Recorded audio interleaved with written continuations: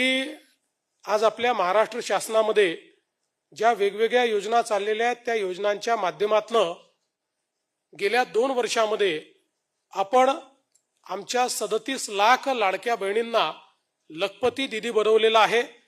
आणि लखपती दीदी म्हणजे एकदा तिने लाख रुपये कमवले असं नाही, तर जी भगिनी दरवर्षी 1 लाखापेक्षा जास्त पैसा कमवते तिला आपण लखपती दीदी म्हणतो। अशा 37 लाख लखपती दीदी आपल्या तयार झाल्या आहेत। आणि आता लक्ष ठेवलंय या वर्षी 2026-27 मध्ये आपल्याला अजून 25 लाख बहिणींना लखपती दीदी बनवायचं आहे। 1 कोटी माझ्या भगिनी या लखपती दीदी बनवण्याचं लक्ष्य आपण ठेवलेलं आहे।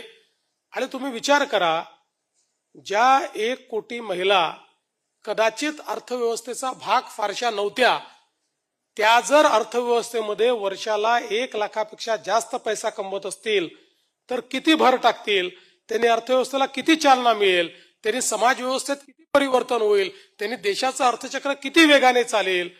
त्यामुळे हा केवळ एका महिलेला सक्षम करण्याचा कार्यक्रम नाहीये, तर त्यातनं एकूण अर्थचक्र हे पूर्ण परिवर्तित करण्याचा हा कार्यक्रम आहे।